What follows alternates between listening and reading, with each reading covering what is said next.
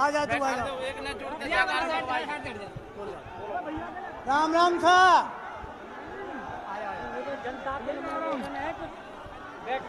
आवाज जा रही है? जा रही है।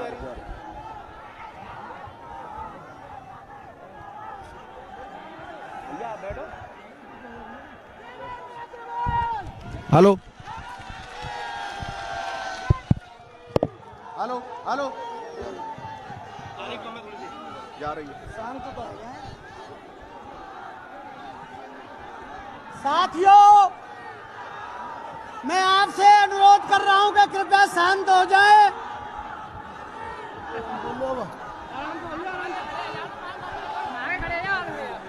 बोलो बोला बोलो ना बैठ जाओ, बैठ ले जा।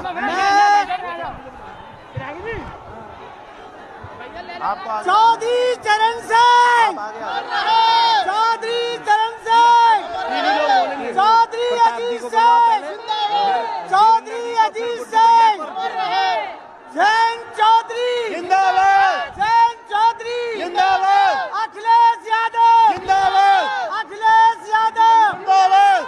धन्यवाद। साथियों, आपका ज्यादा वक्त लेकर मैं सिर्फ आपसे अनुरोध करने आया हूं। ये चुनाव, ये सादाबाद का ही चुनाव नहीं है, बल्कि उत्तर प्रदेश की दिशा को बदलने वाला चुनाव है।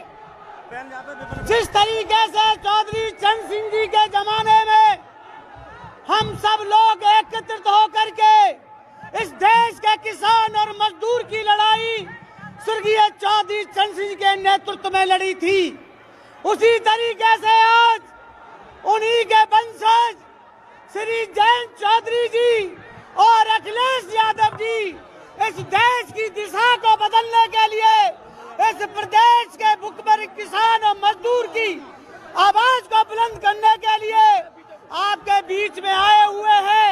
मैं आपसे अनुरोध करूंगा कि आने वाली 20 तारीख को हेड पंप की बटन दबाकर जयंत चौधरी के हाथ मजबूत करने का काम करें और लखनऊ की कुर्सी में अखिलेश यादव को मुख्यमंत्री बनाकर फिर पुनः एक बार चौधरी चरण सिंह की नीतियों में विश्वास रख के हम सब लोग किसान मजदूर और कमेरे एकत्रित होकर के आने वाली 20 तारीख को हेड पंप पर बटन दबाकर यहाँ से भारी बहुमत से हमारे राष्ट्रीय लोकदल के प्रत्याशी को विजयी बनाएंगे। ऐसी मेरी आशा है, पूर्ण विश्वास है। मैं कंधे से कंधा मिलाकर आपके साथ हूँ। बहुत बहुत धन्यवाद। राम राम साहब। बहुत बहुत धन्यवाद विधायक जी। इसी के साथ समाजवादी पार्टी के पूर्व जिलाध्यक्ष, पूर्व विधायक और प्रेजेंट में सादाबाद मथुरा से प्रत्याशी रहे हमारे बड़े भाई देवेंद्र अग्रवाल जी से निवेदन करूंगा कि अपने विचार रखें। मेरे साथ दो जयकारे लगा दे। माननीय जयंत चौधरी, माननीय अखिलेश यादव। आज किसान मजदूर व्यापारी के मसीहा राष्ट्रीय लोकदल के राष्ट्रीय अध्यक्ष माननीय जयंत चौधरी जी, गठबंधन के प्रत्याशी भाई गुड्डू चौधरी जी, मैं सेपऊ क्षेत्र के लोगों से कहना चाहूंगा, ये धर्म युद्ध है, ये धर्म युद्ध। और इस धर्म युद्ध में बेईमानों को हराना है हर कीमत पर, हर कीमत पर बेईमानों को हराना है, ये आप सब जानते हो। और ये मैं आपको विश्वास दिलाता हूँ, सेपऊ के लोगों ने पहले इतिहास रचा था, इतिहास। सेपऊ के लोगों ने इतनी भारी तादाद में वोट डालने का काम किया था जब मैं विधायक था, कि बड़ी तादाद में वोट डाला था। मैं सेपऊ के लोगों से कहना चाहूंगा कि सभी लोग जो चुनाव चिन्ह ले 2 नंबर पर चुनाव चिन्ह ले, भारी मतों से 20 तारीख को नल का बटन दबाकर भारी बहुमत से गुड्डू चौधरी को विजयी बनाने का काम करेंगे। मेरे साथ सब हाथ उठा करके कहो कि 20 तारीख को आप नल का बटन दबाएंगे, पूरी ताकत से दिलवाने का काम करेंगे। जय भारत, जय समाजवाद। बहुत बहुत धन्यवाद। इसी के साथ हमारे प्रत्याशी बड़े भाई गुड्डू चौधरी से निवेदन करूंगा, कृपया अपने वोटों के लिए अपील करें। और इसी के साथ मैं अपने युवा साथियों से कहना चाहता हूं, कृपया शांति बनाए रखें। आप अपने नेता को सुनने के लिए सब कृपया नीचे बैठ जाएं। जितने भी लोग हैं कार्यकर्ता समाजवादी पार्टी और राष्ट्रीय लोकदल के, कृपया नीचे बैठने का कार्य करें। आप अपने नेता को सुनना चाहते हैं कि नहीं? आप अपने नेता को सुनना चाहते हैं? कृपया मंच पे एक मिनट। अगर राष्ट्रीय लोकदल के सच्चे सिपाही हो, अगर राष्ट्रीय लोकदल के सच्चे सिपाही हो तो ईमानदारी से शांति बनाए रखो, ईमानदारी से शांति बनाए रखो। राष्ट्रीय लोकदल के सच्चे सिपाही हो तो। इसी के साथ मैं अपने बड़े भाई गुड्डू चौधरी से निवेदन करूंगा कि अपने विचार रखें। गुड्डू चौधरी जी। बहुत बहुत धन्यवाद। आज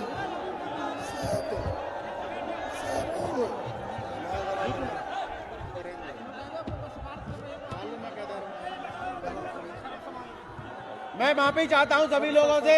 गुड्डू भैया का गला खराब है तो उनकी तरफ से भैया झोली फहरा के आपसे वोट की भीख मांग रहे हैं।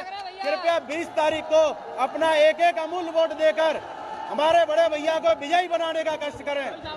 और इसी के साथ मैं हम सबके नेता राष्ट्रीय लोकदल के राष्ट्रीय अध्यक्ष माननीय जैन जी से निवेदन करूंगा कि हम लोगों को संबोधित करें। राम राम साहब। जी, मुझे बहुत खुशी हो रही है आप नौजवानों को देखकर। इस चुनाव में आपने जो हमारे चुनाव का गाना है आरएलडी आई रे, उसे भी हिट कर दिया और पूरे चुनावी अभियान को सुपर हिट कर दिया। मैं नौजवानों को ये कहने के लिए आया हूं कि 20 तारीख में आपकी एक एक वोट मुझे चाहिए। और मेरा वादा है कि जो सरकार बनेगी, जो लखनऊ में जो गठबंधन की सरकार होगी, उसके केंद्र बिंदु में आप नौजवान और इस क्षेत्र सादाबाद के किसान ही रहेंगे। ये चौधरी चरण सिंह जी की कर्मभूमि रही। इस क्षेत्र ने हर मोड़ पे मेरे पिताजी चौधरी अजीत सिंह जी को भी ताकत दी। और आज मैं अपने जीवन के ऐसे मोड़ पे हूँ और प्रदेश की राजनीति में ऐसा मोड़ आया है कि मैं आपका आशीर्वाद लेने आया हूं। मैं चाहता हूं कि आप अगर हमें ताकत देंगे तो चौधरी चरण सिंह जी ने जो उस समय एक समाज का समीकरण बनाया था, आपको ताकत दिलाई थी, गांव के लोगों को उठाकर विधानसभा तक पहुंचाया था। और विधानसभा में आपके विधायक जब गर्जा करते थे तो गांव का आदमी वहां उन्हें सुनकर उसकी छाती फूलती थी गर्व से। जब चौधरी चरण सिंह जी ने प्रधानमंत्री की शपथ ली, जब लाल किले से उन्होंने संबोधन दिया, तो गांव में खेत खलियानों में खुशी की लहर दौड़ी थी। दोबारा वे खुशियां लौटानी है, दोबारा वे समीकरण लौटाना है, दोबारा उस क्षेत्र की पहचान बनानी है। प्रत्याशी भी बहुत महत्वपूर्ण होते हैं, क्यों आखिरकार जो विधायक बनेगा उसी को मेहनत ज्यादा करनी होगी, उसी को सेवा करनी होगी। और मैं कह सकता हूं बड़े खुले दिल के साथ कि इससे ज्यादा हिम्मत वाला आपको कोई प्रत्याशी को विधायक मिल नहीं सकता। जब भोलगढ़ी में लाठी बरस रही थी, जब लाठी चार्ज होता है तो बड़े बड़े मुस्टंडे लोग भाग जाते हैं, लेकिन जब वहां लाठी चली थी तो लाठी के ओर ये दौड़ के गए मुझे बचाने के लिए। मैं भूल नहीं सकता उस बात को। लेकिन देखिए कितनी अजीब व्यवस्था है। किसान के हत्यारे देशभक्त हैं, सबसे बड़े राष्ट्रभक्त। लखीमपुर में मंत्री जी मंत्री बने बैठे हैं, उनके बेटे बेल पे बाहर हैं। मंत्री जी आज भाजपा के पक्ष में उसी क्षेत्र में घूम रहे हैं, डोल रहे हैं, कह रहे हैं कि वोट करो भारतीय जनता पार्टी को। कैसी व्यवस्था है। और दूसरी तरफ आंदोलनकारी किसान अभी भी जेल में बंद है। दूसरी तरफ जब अनुसूचित जात के एक गरीब परिवार के साथ अन्याय होता है, उस अन्याय का कोई विरोध करता है, उस पर लाठी चलाई जाती है। अगर लखनऊ शिक्षक भर्ती की मांग को लेकर नौजवान जाते हैं, उन पर लाठी चलाई जाती है।